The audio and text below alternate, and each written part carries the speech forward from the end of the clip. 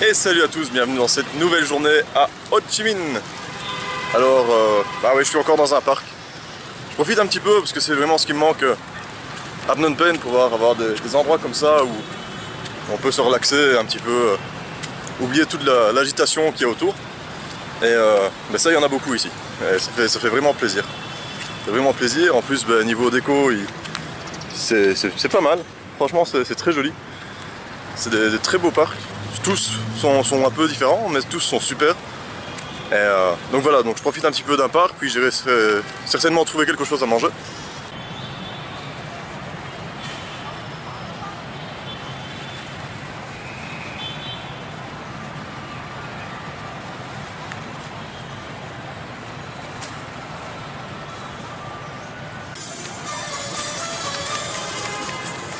Et voilà, je peux profiter simplement de la musique. C'est chouette.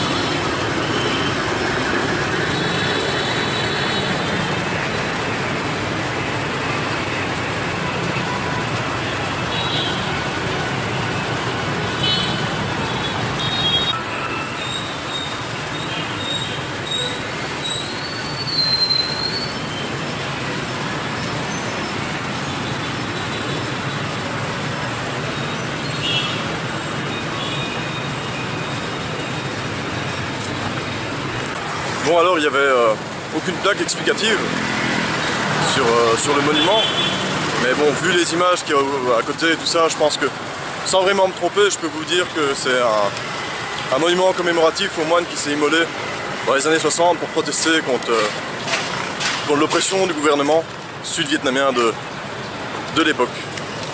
Alors au Cambodge, je vous avais présenté le Nam Pang. Vous savez, le petit sandwich fourré avec pas mal de choses, du pâté, du poisson et tout ça. Mais ici au Vietnam, ils ont plus ou moins l'équivalent, sauf qu'ici ça s'appelle banh mi. Alors banh mi, c'est le terme général. Après, ils ont des spécificités. Il y a le banh mi thit, le banh mi hopla et plusieurs autres que j'ai oubliés. Donc voilà, je me suis trouvé ça, un petit banh mi. J'ai pris un banh mi thit. Je crois que c'est l'original en fait, parce que le banh mi thit est à 10 000 dong et le reste tournait autour des 15 000. Donc je me dis, celui à 10 000 c'est celui où c'est la base. Donc je vais goûter la base du banh mi. Bon, maintenant j'essaye de trouver un coin pour manger ça tranquille. Alors j'ai enfin trouvé un petit parc avec tonton O qui raconte une histoire. Et je vais enfin pouvoir goûter le fameux banh mi. Et globalement, c'est un banh mi avec de l'œuf, des épices et... Ouais, on va goûter ça.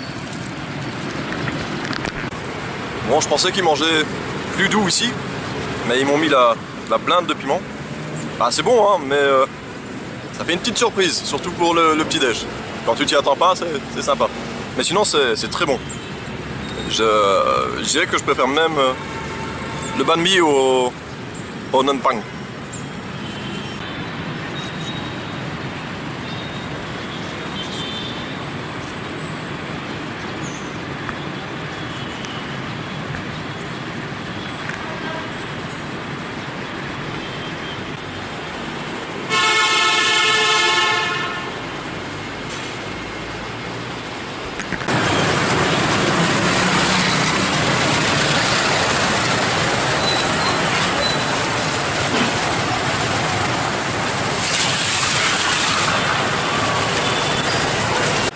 Hier, je vous ai parlé des chauffeurs de moto qui sont très agressifs et qui vous lâchent pas. Alors aujourd'hui, je vais vous parler d'un autre petit boulot qui est très présent à Ho Chi Minh, c'est les cireurs de chaussures. Vous pouvez trouver des cireurs de chaussures un peu partout.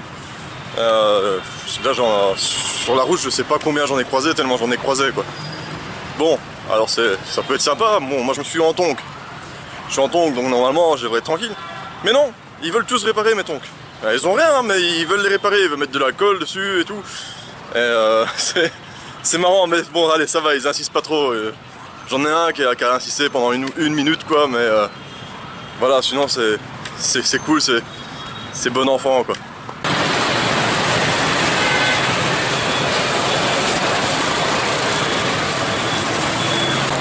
Dien Bien Phu, si ça vous dit quelque chose, c'est normal, hein, c'est l'une des plus grosses défaites françaises pendant la guerre d'Indochine. Et c'était un massacre, hein, clairement. Et donc ben, voilà, pour le Nord-Vietnam, c'est une victoire, donc c'est pour ça qu'ils ont nommé un de boulevard, l'un de leurs boulevards Dien Bien Phu. Voilà. Alors je vais pas vous refaire l'histoire du Vietnam, c'est trop long et trop compliqué. Avant de venir ici, j'ai regardé à peu près une vingtaine d'heures de documentaires pour me mettre à jour, et je ne serai vraiment pas pour résumer ça. Donc voilà, si vous voulez en savoir plus, ben, y a assez de documentaires qui expliquent. Moi je vous donnerai juste des petites parties d'histoire, des petites anecdotes.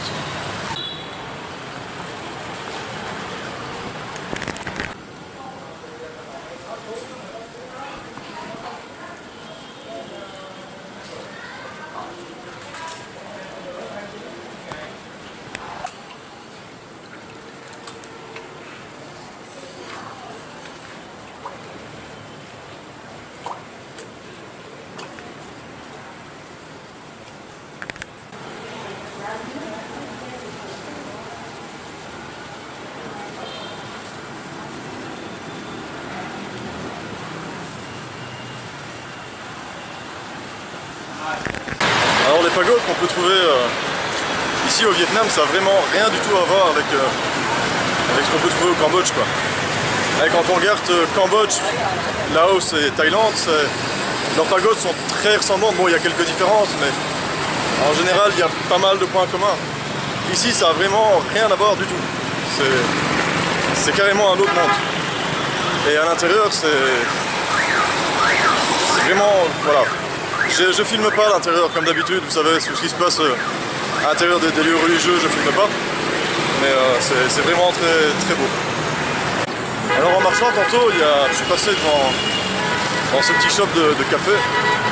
Et ça sent mais super, vraiment super bon. Du coup, je peux pas m'empêcher, j'ai fait demi-tour et il faut que je teste.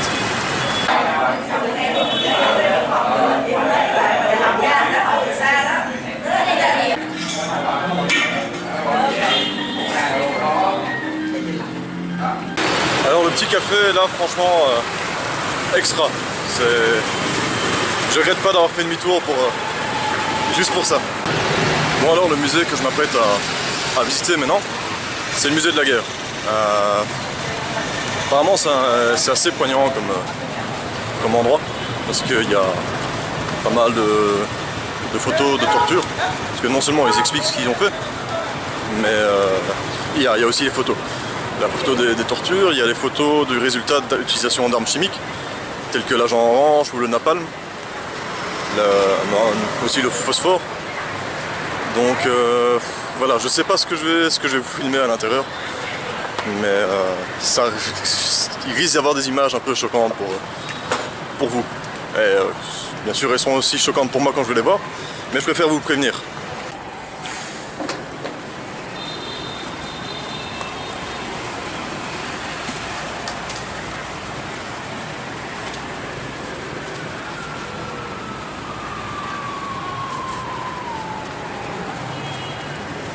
Alors approcher un Yue d'aussi près, c'est la première fois, et je voyais ça plus grand.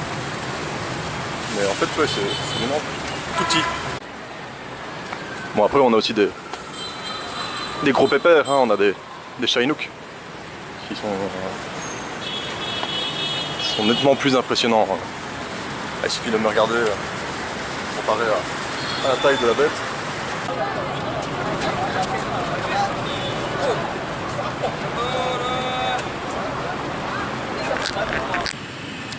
Alors, le musée, je vous ai dit que je filmerais pas grand chose, et au final j'ai rien filmé du tout. J'ai pas su prendre assez de recul par rapport à ce que je voyais pour pouvoir filmer et commenter en même temps. En fait, je m'attendais à avoir des choses choquantes, hein, mais parce que bon, voilà, j'ai déjà fait certains camps de concentration, j'ai fait aussi Tuol Seng S21 à Phnom Penh, qui est aussi un centre de torture. Mais voilà, en fait, soit c'est des dessins, soit il y a des photos de victimes, mais il n'y a pas vraiment de photos de torture ni de résultats. Enfin, il y a quand même des photos du résultat d'attaque au phosphore, résultat d'enfants qui sont nés après les effets de l'avalanche. Et ouais, ils n'ont pas peur d'aller dans le trash pour choquer les gens et le fait d'être touché, quoi. Donc c'est vrai qu'il faut se souvenir, hein, mais je pense pas que ce soit vraiment nécessaire d'aller aussi trash dans les images, quoi. Après, ça reste relativement intéressant comme musée, hein.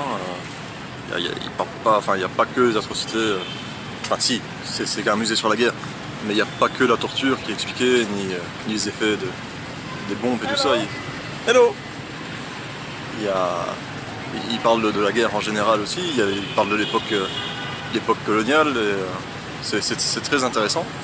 Bon, il y a quand même deux points qui me dérangent, c'est qu'à un certain moment, il montre une carte avec les bombardements qui ont été faits pendant la guerre du Vietnam. Et il montre que le Vietnam, on parle pas du Cambodge qui a été bombardé, ni du Laos, et pourtant le Laos était le pays le plus bombardé pendant la guerre du Vietnam. Pourtant c'était un pays qui n'était pas en guerre, hein, mais ça a été le pays le plus bombardé, simplement parce que quand les bombardiers rataient leur cible et devaient vider leur soute, ils passaient par le Laos parce qu'ils étaient certains que là-bas il n'y avait pas de troupes alliées, donc on passait au Laos, on liquidait les bombes et puis on rentrait à l'aéroport. Donc ça fait du Laos un pays qui a été très touché, on n'en parle pas. Et le deuxième point qui me dérange un petit peu, c'est qu'on parle beaucoup des tortures qui ont été faites par les Américains sur les Vietnamiens, mais on parle pas des tortures qui ont été faites sur les soldats américains quand ils ont été faits prisonniers par le Viet Cong, et pourtant ça aussi c'est quelque chose qui a été commis, quoi. Mais non, on voit les Américains comme des méchants, et c'est vrai qu'ils n'ont pas fait des choses très jolies, et on montre pas l'autre côté, quoi. C'est pas un musée qui est objectif, voilà. Alors vous l'avez compris, hein, c'est un musée qui fout un petit peu le moral en l'air, donc c'est plus quelque chose que je conseillerais de faire en début de séjour, et puis profiter des belles choses d'Ho Chi Minh, pas comme j'ai fait, un petit peu découvrir la ville et puis aller voir ce genre de choses. Non, c'est mieux de voir ce genre de choses et puis de découvrir la ville. Bon, après je suis sûr que dans 1 heure ou 2 ça va aller, hein, mais ouais, c'est un musée qui est quand même touchant à faire en début de séjour.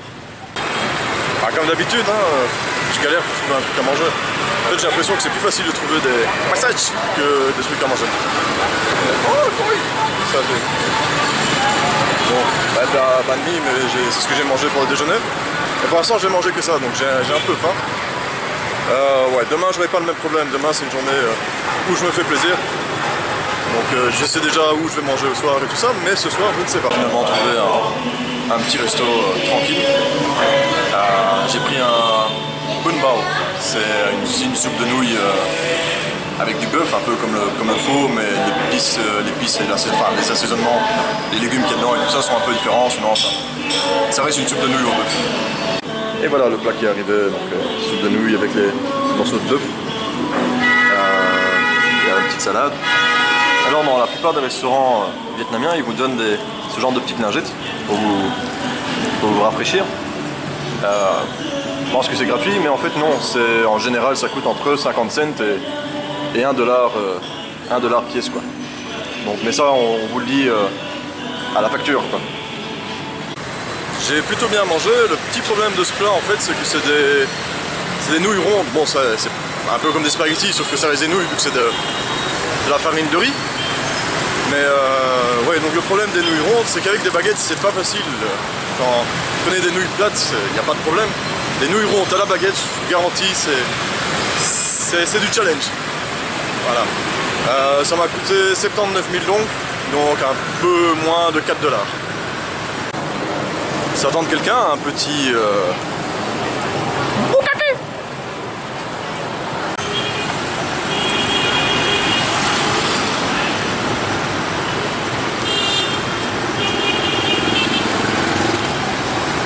Alors là, je suis sur le rooftop garden d'un plaza de luxe. Il y a vraiment pas mal de boutiques, enfin toutes les grandes marques qu'on peut trouver en Europe, on les a ici, plus certaines grandes marques asiatiques. Et alors oui, il y a quelque chose, c'est que c'est bientôt Noël. C'est un peu dingue. J'ai un petit peu du mal à réaliser qu'on est déjà bientôt au Noël. Et dans le plaza, il y avait We Wish You a Merry Christmas qui passait. Ça fait vraiment bizarre d'entendre cette chanson quand je me balade encore en t-shirt, quoi.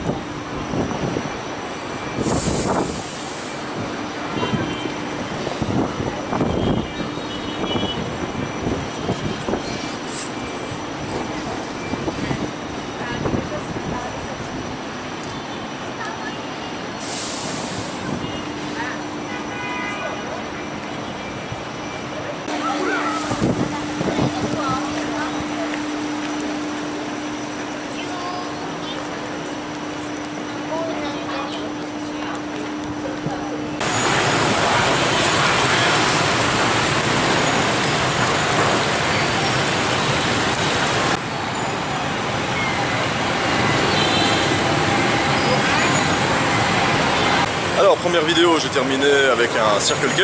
Deuxième vidéo, c'était Family Mart. Et du coup, la troisième, on a terminé par un 7-Eleven. Voilà. Ça fait longtemps. Et on va voir aussi si... Ah non, ici, il n'y a pas de... C'est uniquement en Thaïlande, apparemment. C'est dommage. C'est triste, ça me manque. Non, je suis déçu. Franchement, j'aurais bien aimé terminer par un petit... du 7-Eleven. Et ils l'ont désactivé. C'est triste. C'est très triste. Tellement triste que j'ai même pas pris de risque, j'ai pris de l'eau. Voilà, j'ai pris de l'eau. Maintenant je vais rentrer à l'hôtel, faire la vidéo. Alors j'espère que vous avez aimé les vues du rooftop. Parce que demain vous risquez d'en voir pas mal. Et donc je vous dis à demain pour la suite des aventures à Ho Chi Minh.